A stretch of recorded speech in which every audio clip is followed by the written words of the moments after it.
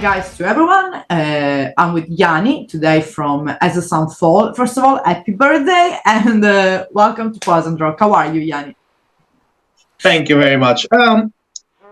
Feeling old, at least older today, but I'm fine. I'm fine. Thank you. I would be dead compared to yours. Just we are growing up. Let's say youth. You are growing up. You will never get old.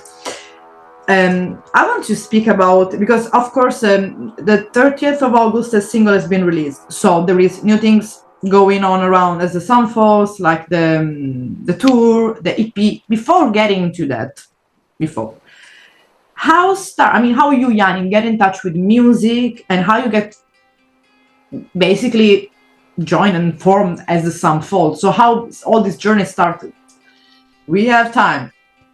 Keep your tales. Yeah. Start to say your tales.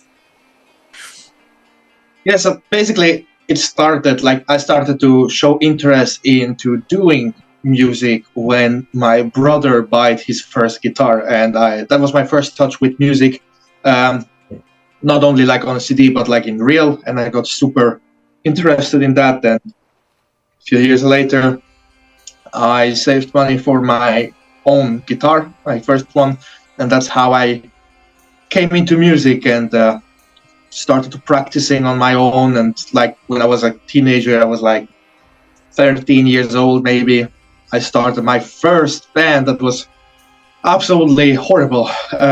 We had no idea what we were doing. Then later on I created a band called Frozen Gate that survived for a couple of years. We released a very nice album, had a very nice run, a few shows around Europe. And yeah, that's basically how everything started. And I started to work on other musical projects until during COVID I got bored and I wanted to start with a project that I tried already to start since I was a teenager. Okay. That was a melodic death metal band, but not just melodic death metal, like Arch Enemy or In Flames, but I wanted to do something very melancholic, very sad, and where the focus is not on the death metal part, but the focus would be more on the melodic part of the music. Yeah, and as a teenager, I wasn't ready yet. I wasn't mature enough. I wasn't good enough on guitar to start this.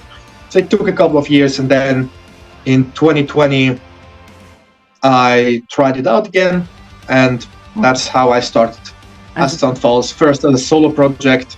Okay. And later on, I got a few musicians aboard, and we started recording stuff and playing. So, and right now, so we can introduce as well who is in the band. So, which are the other person involved in the project? Yeah, so on the guitar we have Lauri Unkila, also known from Mors Principium Est. Okay. Then on the vocals we have Mikko Voutilainen, that is also known for his own solo project called Voutsa. We have on drums Paul Rytkönen. He was also around since quite a few years in Finland with other projects such as Diablerie. And then we have our beloved band Dead and bassist Oskar Englund. Actually, I think it's his first real band that is touring and recording stuff. Yeah. But you're never too old to get started with music, so... No, but with anything, not only with music, even with other projects, with the dreams, with jobs, there's no age for that. So, so the first EP, basically Dream of Far Lands, came out in 2020. There's a lot of two EP and different singles that you released throughout before the full album, which is Last Days of Light. So, going to focusing a little bit more on the first full length and making kind of comparison, how was it the first EP throughout all the first, the second, until the first full length? What does it change? There was a difference of in the composition, in the topics, in the everything. Yeah, basically the songs that are on the full-length album were the songs that I wrote when we recorded the demo EP Dreams of Our Lands. Yeah. These are exactly the same songs. Okay. And it just took a long time to produce it, like it often goes with albums, and we didn't really had a plan of how we want to do it and how we're going to do it, so it was kind of chaotic. In the meanwhile, to like cover up the long wait and to bring something out, we recorded a single that we released quite soon called Memoriam, and that we decided to release a whole EP around this that we mixed and recorded and mixed ourselves, also entitled Memoriam, with an acoustic version of that song and also an additional song. And then we released another single on Christmas as a special, like as a Christmas gift, called When He Shines No More. And actually this single started a cooperation, very tight cooperation with Coco Melone on graphics, and with Guillaume Schappacher for the whole mixing and mastering. We were very happy with his work. And then came the full-length album, which, like I said, was with old songs basically at that point already.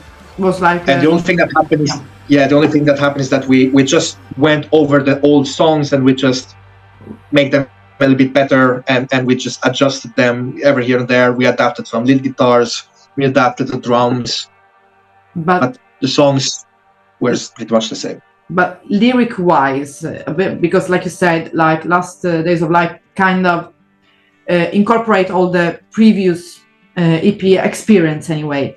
Lyric-wise, how is what is about Last Days of Light? Because of course you mentioned a melancholic, melancholic vibe in the band as well.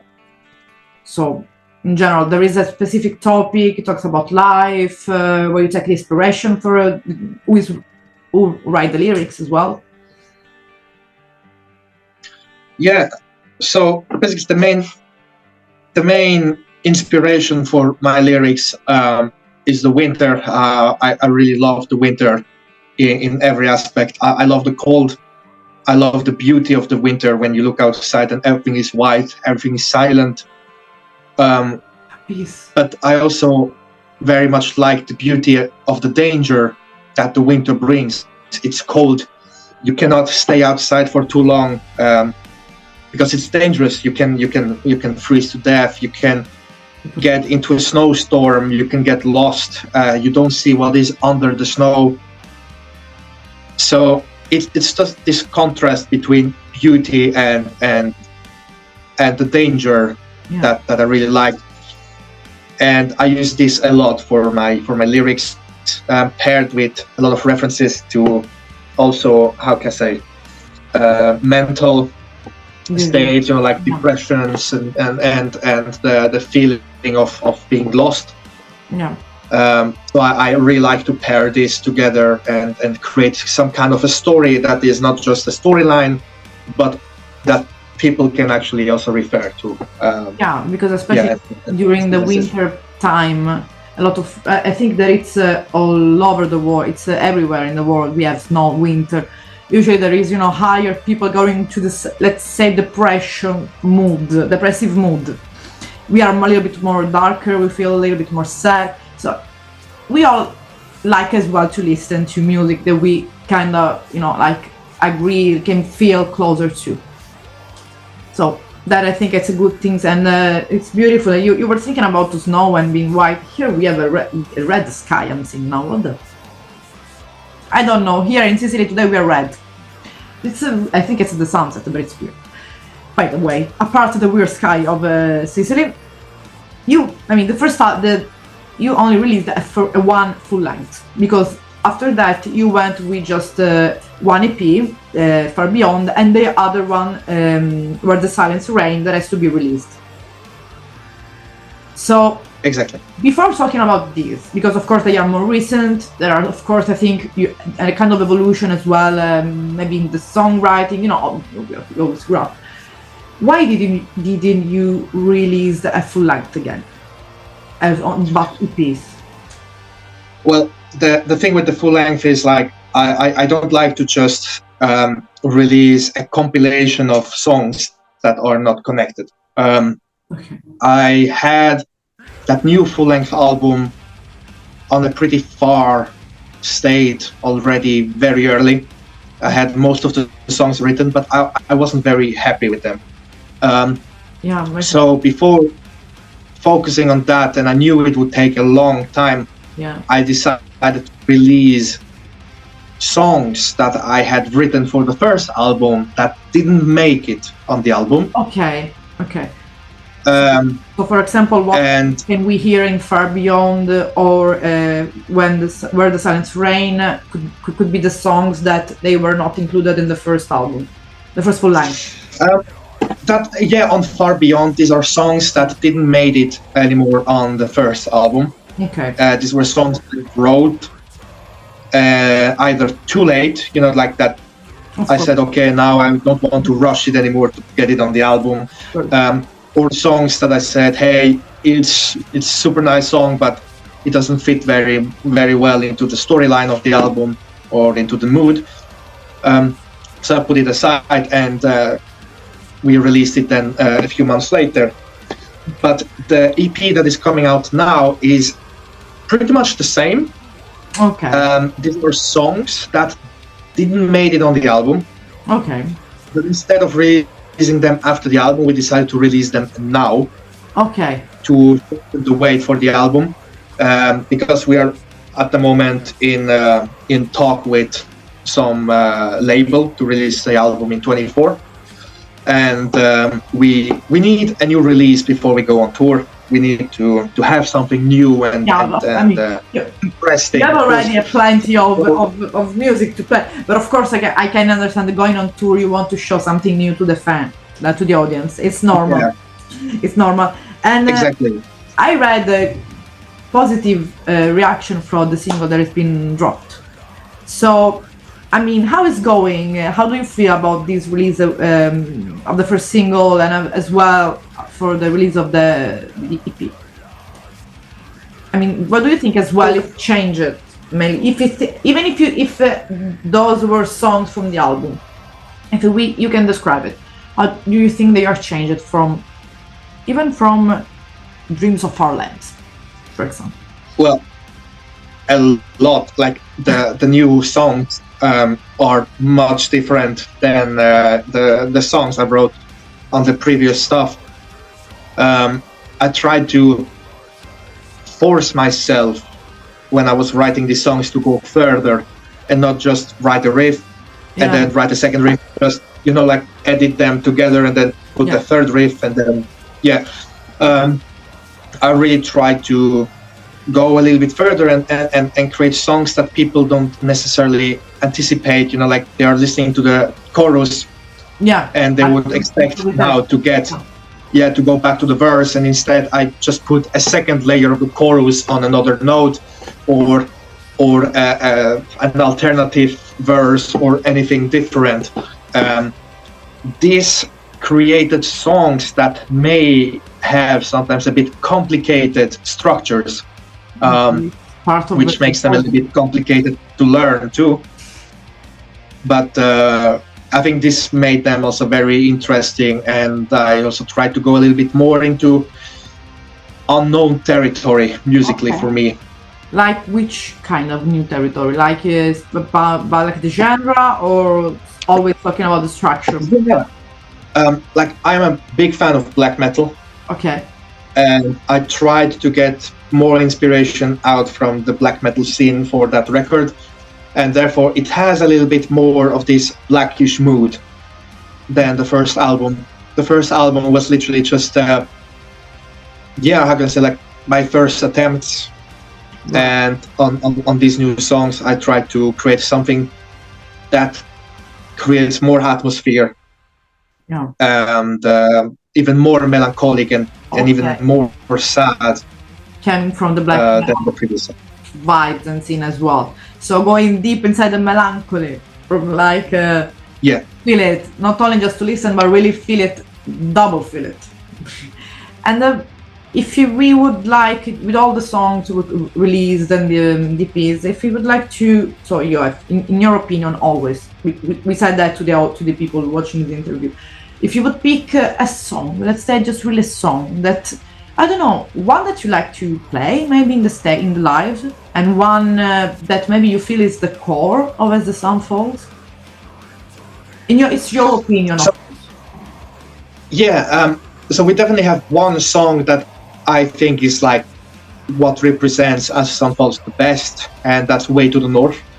Okay. That song has everything. It has the ambience, it has the little bit blackish vibes, it has a catchy melody, it has also acoustic elements, it has really, in my opinion, every element that we want to have in that band. Yeah. And actually for live, there is one song that we performed on our latest tour that worked incredibly well, and we were very, very suspicious about that song first and not sure if we should play it. But we don't regret anything because the reactions were absolutely amazing. But I cannot tell you what song it is because this is a song from the upcoming album. Okay, so let's say that we will point that and so people will find out which song it will be when the album will be released. Yes, exactly. All I can say is it is an instrumental song. Okay.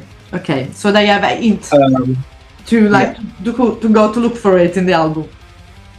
Yeah, but it's not on the EP. It's on the album. We're speaking about full length because exactly. to make it clear to everyone, when we speak about album, it's equal to length. EP is just EP. Just that because exactly. Everyone, it's common. Everyone made mistakes. Someone even made mistakes between vinyl and full length. It's kind of pretty the same things, just on CDs delivered. But anyhow, there is as well an upcoming tour. Really upcoming. I mean, when does it start? I think the first show is on the 3rd of November. Okay. So it's gonna be basically all November. I mean, how long is it? Where you will be performing live? No, it's a 10 days tour, 10 days straight in one run, and after that we will go back to Finland, have 1 week of break, and then we will end up with 2 shows on our home ground in Finland. Okay. And the city that you were gonna cover in the first 10 days of tour, which, not city, but where exactly? Like, just to give to the audience kind of overview. Yeah, so we tried to cover quite a lot of capital cities and like central cities. So we will play in Poland, in Warsaw. We'll play in Berlin, Germany. We'll play in Hamburg. We will play in Lille, in France. May not be the capital, but it's a very central city. Yeah, it's beautiful. We will play in Belgium, in Diest. It's a bit a smaller city, but also easy to reach. It's in the Flanders part. It's in the Flemish part of. That you will have tons of people. No matter where you are, I lived in Belgium, so no matter where you are, there it's full of people in Flanders. Yeah, I hope so. That would be great. You will love the scene of Belgium, definitely. Perfect. Yeah. Then where else do we play? Yeah, like I said, we will play in southern Germany in Merlenbach.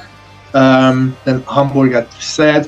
We will play in Kaunas, Lithuania, and we will end up in Riga in Latvia.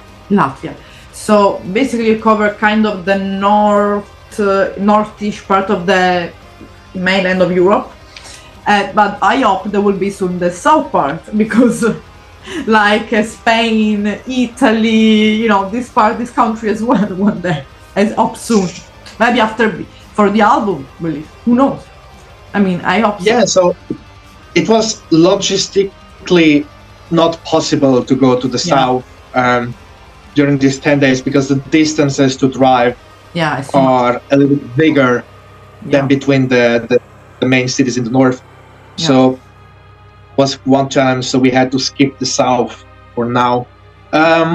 But we may or may not come to the south of Europe next year. So let's as well. Of course, I mean, you perform a lot in your life. I mean, a lot. You perform, a lot in your when you were I think in Switzerland, when you were here in Finland. In your opinion, how is different the scene? Because of course, in Europe we have a scene, which everyone knows, and in Finland there is another scene. Because when I interviewed the organizer of Helsinki Death Fest and Turku Sapanalle, they were speaking about a lot, the underground scene, a lot. That like huge underground scene that I was unaware. But I know in Europe is the opposite. In Europe you have only big name popping up over there. So since you play kind of really both part, which is your opinion if there's any difference? Even at the stage, like the attending. Like we are kind of isolated here in Finland. So the only land bridge we have to the rest of Europe is Lapland, which is northern Sweden, northern Norway, or Russia, which is obviously not a possibility at the moment.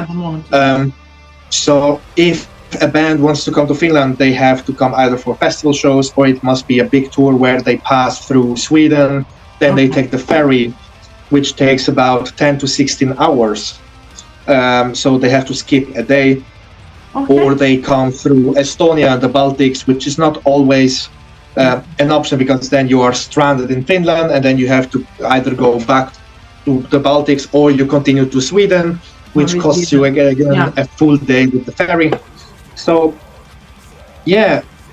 most of the time when big bands come to Finland, these are like the real big bands, they're like big deals.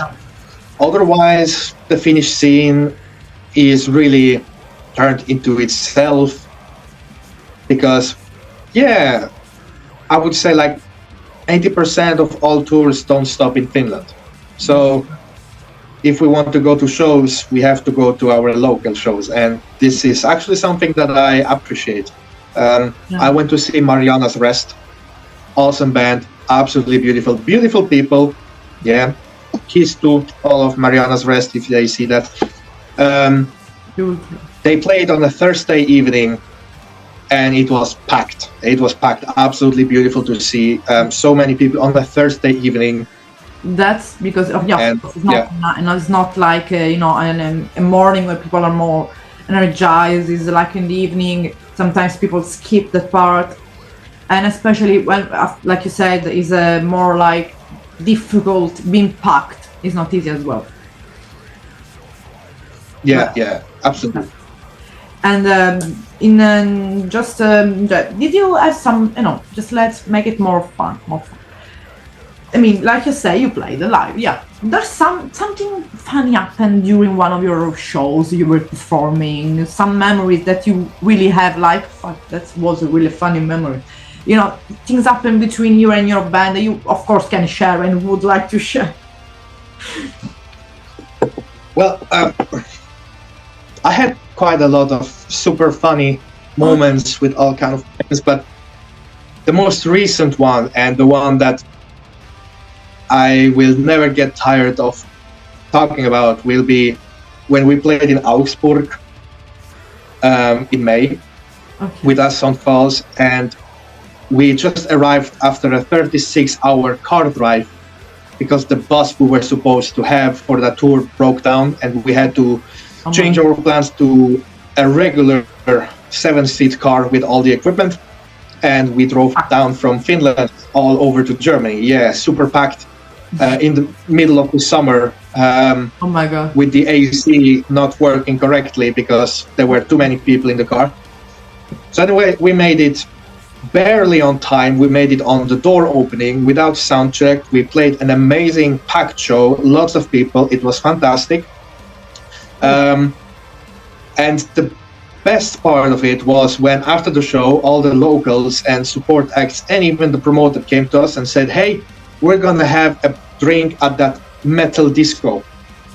And we thought it was just a freaking pub. And we went there, tired as hell. And what we've seen there was absolutely shocking. It was a whole freaking underground metal city called Rockfabrik in Augsburg with I don't know how many rooms where hundreds of metalheads, punks, goths, alternative people were dancing to Slipknot and all kind of dark wave electro music. And we couldn't understand each other at all, so we had to yell during the whole night.